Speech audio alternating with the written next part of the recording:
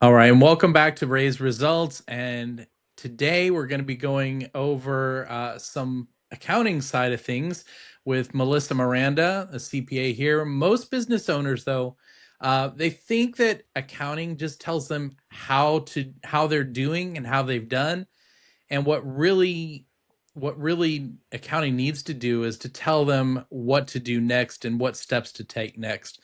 So this episode is for the owners who are profitable on paper but they still feel broke.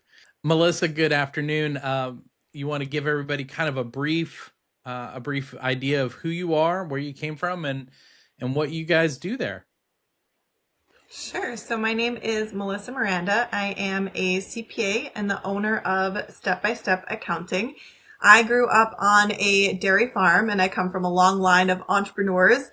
And I saw how much help entrepreneurs really need, especially on the financial advisory side. So in my firm, we work with accounting, yes, but then we take a step back from it and we say, what advisory can we provide to the client based on the numbers that we're seeing? So we are historical in nature, but also very future focused in what we do. So we're really kind of looking forward to what the next steps and strategies are then. Uh, that sounds good. Melissa, let's start with why so many owners feel cash poor, even though they're profitable on paper. Why do they feel like they're still broke? So a lot of people look at their profit and loss almost exclusively, and they forget to look at the balance sheet side of things. So there are a lot of things that happen inside of a business that just don't show up on a profit and loss report. Perhaps you have provided services to a client and you have sent the invoice, but they haven't paid yet. So then now you don't have the cash. Perhaps you have purchased a lot of equipment and that shows up as an asset on your balance sheet, but you don't see it as an expense on your profit and loss. And so your cash situation very rarely matches your actual profitability section. So it takes time and learning to read that balance sheet so that you can understand where your cash is going. Got it. So that's really where the disconnect usually comes from then, in the fact that where you're actually at, if you're looking at the bank account, is very rarely ever where you're actually at on paper. Mhm. Um, where do you see that disconnect usually show up first? Sure. So a lot of the times it will happen during tax season because the entrepreneur will have a really large tax bill and they'll really only realize it on April 13th when their accountant finishes their tax preparer finishes their tax return and says, hey, you owe X thousands of dollars. And the business owner goes, I don't have that much. What are you talking about? There must be a mistake. And it really comes down to not quite understanding where the cash is going. And so I see that a lot as the most common time of the year that people realize that there's a disconnect between the cash and the profit. Got it. So you guys are taking it really one step further in the fact that you're going in and looking at it on a much more regular basis then to give them a dashboard. Is that a better way to put it, maybe? Yeah, so I always say that if you're doing accounting only for Uncle Sam, you're doing it wrong. And I say that because accounting is supposed to be for the manager, the owner of the business. The purpose of accounting is to get the information out of it that you need to make better decisions for your business. Yes, we use it for tax filing, but that's not the reason that you should be doing your accounting. And so we would always want our clients and all business owners, our advice is looking at those monthly financial statements and learning how to read them so you understand them, but then learning how to create them so that you can use them to make decisions in your business. If those numbers are wrong and messy and just completely inaccurate, I have seen so many horror stories of business owners making decisions, thinking that they had profit, thinking that things were going well, signing 5-year leases, buying brand new pickup trucks, when in reality they were losing money and there were lots of errors in their financial accounting. And if they had been using accounting in the way that it should be used, they would have been protected from making those bad decisions. So really this gives them the dashboard to run on so that they know what kind of runway they really have ahead of Mhm. them, And if those numbers aren't accurate, then their runway could be way short. Is that basically where we're going now? Yes, yeah, we do a lot of diagnostic reviews, and on average, I track every report that I do, diagnostic review that I do, and on average, we find around $30,000 of errors on a file that we look at. Wow. And oftentimes, these are financial statements that the business owner has been using to file their tax return. So it's missing deductions, it's just completely inaccurate accounting. We have found up to $700,000 on a Wow. diagnostic review, and that was done on a local. They had their accounting being done by a local accounting firm, so it wasn't as if that no one was doing the accounting on that file. So it can be pretty scary what we see, and by being able to have real numbers, you can make better decisions. That makes a lot of sense because with that kind of gap, I mean, $750,000 up to the potential gap there, Mm-hmm. that is either a huge short sight Mm-hmm. shortfall, or really it could even be operational capital that they didn't even realize they had that they could actually use then to grow the business faster, depending on which side of the coin you're on, I Mm-hmm. guess. Yes. Yeah, we see some pretty incredible situations of things that are just not being recorded correctly at all. Why do most accountants technically just do their Hmm. job, but they still fail to help the owners? I mean, why is that specifically the case? Sure, because as accountants, when we go to school, we're taught how to do debits and credits. We're taught what a balance sheet is and what a tax deduction is, but we're very rarely taught how to then step back from it and look at it and see what are the numbers telling us. And so in my firm, I realized I started by just doing accounting for a family friend, and I would go once a month and help him with his small business. And I would finish after about 4 hours, and I would hand him his P&L and L and his balance sheet, and he would go, "Okay," and he would set it down next to him. And I thought, okay, I don't think he really knows what's going on. And so I started sitting down next to him and just walking through the financial statements together, and then telling him things like, "Hey, it seems like you have an Adobe subscription.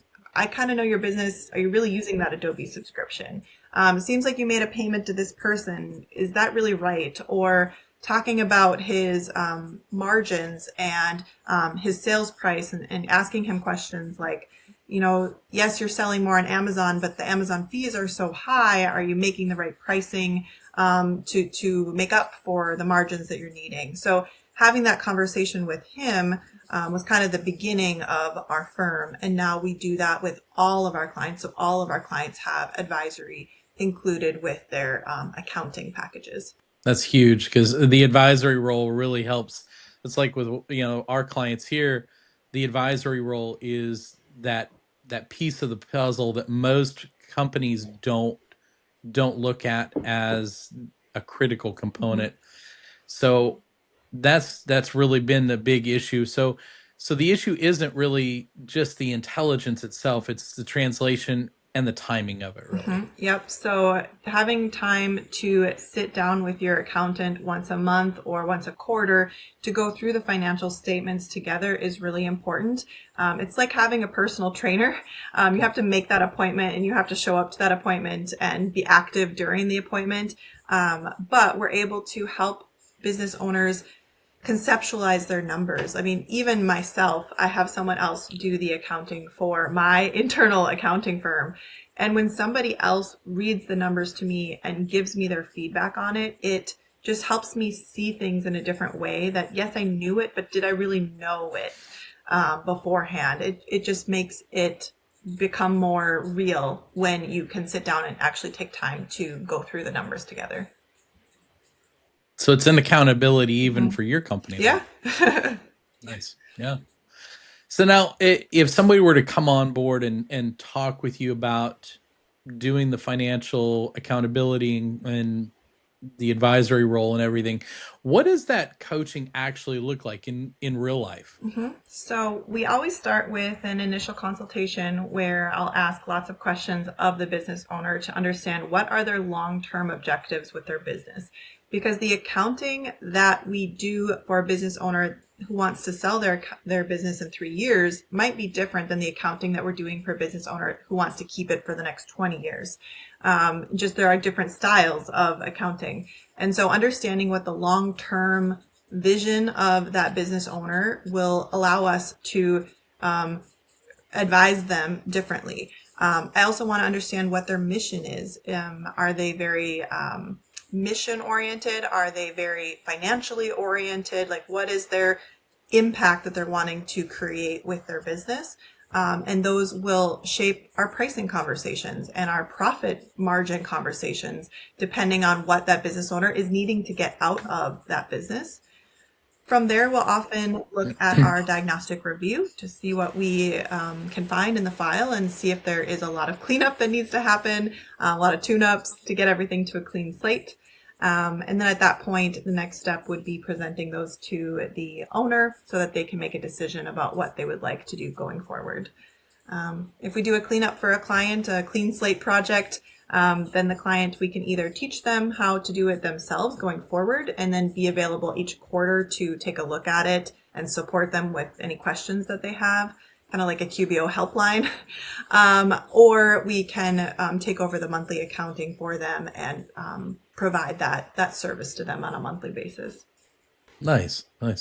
So what are the common areas you see where there are gaps from what the owner thinks or the founder thinks is really happening in their business to what they're actually profiting, what their margin really is? Where would you say those key common areas are, the pain points? We see a lot of issues in owner draws or owner compensations where perhaps the owner is paying for a lot of personal things through the business and that's not really getting recorded correctly. So a lot of times pulling that out and simplifying it and coding it in the correct way is helpful. We see a lot of disconnect around loan payments because when we're paying principal back, that's not a deductible expense. And so understanding, although you're paying the bank $1,000, only $200 of it is interest expense and only that portion is deductible. And then talking about pricing, a lot of our clients, they need just a little bit of support around where should we be pricing, how much should we be pricing. If we do need to, for example, we just started working with a cleaning business here and she knows she needs to raise her rates next year because her health insurance has gone up. She wants to give raises to her team. She wants to add a health insurance benefit. But she doesn't know how much per hour she should increase her cleaning rates. And so we are working on a 2026 budget for her that will lay out all of the changes in her expenses. And then we can model it like, hey, if we raise your hourly rate by $1, you're going to have this much profit. If we raise it by $4, it's this much. And so she can then decide as an owner how much she wants to increase it based on where she needs to be for profitability. So that really gives then the owner the confidence to make the decisions based on real numbers, not just, well, we should just raise it by X% across the board. Yeah. Because the prior year when she had done this exercise, she had no idea. And she had asked her prior accountant what she should do for her pricing. And they had said, oh, we're not house cleaners. We have no idea. And so she had just put a $4 increase and then ended up losing a lot of clients. And so the question was, did she need to do that $4 increase? Could she have been just fine with $3? And then perhaps not lost the clients that she did. But without going through the exercise of actually financially planning for the next year, you really can't answer that question very well. Yeah, and accuracy means the difference in keeping clients and making a little bit better margin or losing clients and taking some steps back financially, really. Yep. So with your clients, from the time they come on board and they do the initial consultation with you guys versus the first year, what kind of things should they be expecting to see as far as their business and how things improve and get clearer? Sure. So one of the things that we do with clients when they go through our onboarding process is they do about a 10-minute business health survey. And I wanted to be able to objectively track how we were impacting the business owner. And so our questions are a lot around their financial confidence. Are they looking at their numbers? Do they have a 12-week rolling cash forecast? Are they following up on their old accounts receivable? All of the financial best practices that we teach, we will ask those of the client upfront, and then we'll monitor it again a year later to look at the changes. And it is so exciting that when we go back and we look a year later, our business owners are working less, which is great. They are looking at their financial statements. They report increases in their understanding of their finances, in their confidence in being able to explain their finances to perhaps their banker or their partners. And then they're also doing a lot better job at collecting their accounts receivables and doing at least annual price increases. So we see a lot of improvement in the financial habits of the business owners, which then, of course, very directly improve their financial performance. Makes total sense. And with that, obviously the shoulders start to come back down a little bit more, and people are a little bit more calm. You're not putting out fires all the time either as a business owner at that point, huh? Right, right. And so I think that for business owners, financial clarity is mental health. Financial clarity is self-care, because if you don't know where your business is at financially, you just sit and spin and your brain is worried and you don't know how every email, how every change in your business is affecting you. But when you have solid financial statements, when you have a 12-month budget and a 12-week rolling cash plan, you know exactly every time something changes where you're at, and what your options are to make sure that everything stays healthy. I love that. So it reduces the panic because nothing's Yep. hiding any Yeah. longer. So Melissa, how should owners think about services? Not as packages, but really as levers to control their business then? Our services are based on the type of help that each client is needing. So like I mentioned before, all of our packages include advisory services. So we always do the accounting, of course, but then we always will meet with the clients either quarterly or monthly to review the financial statements with them. From there, they can add on things like cash planning and budgeting, which helps them then move forward more towards like a fractional controller or a fractional CFO type service, in the way that we are looking forward and we are helping the business owner make decisions in their business with them as a collaborative partner. Nice. So this takes it from basic accounting all the way up to CFO level type of operations for them then. Yep. Which services that you guys offer fix cash timing the fastest, would you say? Fixed cash timing, for sure. Our cash planning service, that is where we will create a model of where your cash is at now, and then all of your projected inflows, projected outflows, for the next 12 weeks. So by doing that, we're able to then meet with the client either weekly or bi-weekly to review that cash plan with them. So it's very granular, it's very detailed. And we'll talk about the timing of the different accounts receivable invoices that are out that might need to be followed up on. We'll talk about accounts payable and loan payments that are due, and if there is any potential for an owner draw that they can take out of the business, how much can they take? And that weekly to bi-weekly cash planning meeting helps the business owner really stay on top of his cash and make sure that money's coming in on a regular basis, and plan for any times when there might be a cash shortfall. One financial report you would say that every owner must understand. Sure. So I just recently did a diagnostic review for a restaurant owner. She owned about 4 or 5 different restaurants, and she was very good at the profit and loss side of her business, but the balance sheet was completely inaccurate. And when I told her that, her numbers were essentially fiction. They were not real at all. And she's like, I was so proud of my profit and loss because she was just barely breaking even. And I unfortunately had to tell her that it was definitely not right at all. So I think making sure that that balance sheet gets correct and looks right to the business owner is very important. It's a balance sheet best is one of the best things that they should All, get a hold of. Then all the bodies are hidden on the balance sheet. there you go. There you go. What is would you say is one habit that fixes most cash problems in a business? I think that's doing cash planning, weekly cash planning. In doing that, you're able to see where you're making mistakes and where things aren't working. And so I spend about half an hour to an hour each week just getting in touch with my cash and making sure that everything's set up. So cash planning is my favorite habit as a business owner. And what would you say every year is the one mistake you keep seeing repeatedly again and again? People using the financial statements that they DIY'd to do tax preparation. Tax preparers, if you read oftentimes the first letter that you get from them, it will say, we are using your numbers as you have provided them, and we are not doing any cleanup or changes to those numbers. And so the tax preparer's job is to take the numbers you give them and put them in the right boxes on the tax return. And so if you're giving them the numbers that are wrong, no tax planning in the world, no fun is exciting, complex tax strategies to save taxes is going to, negate the fact that the numbers were wrong to start with. So just not having inaccurate financials going to tax prep. What would you say is the one thing that owners should stop doing immediately?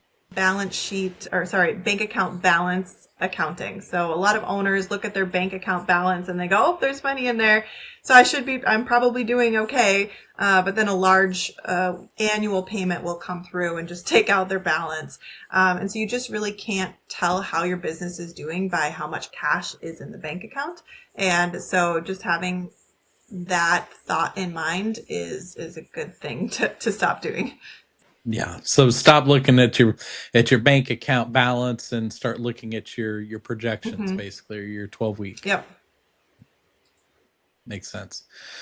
So now if an owner listened to us on this episode and changed just one financial behavior in the next 30 days, what would you say that one thing should be? I think I already know the answer, but what would you say it is?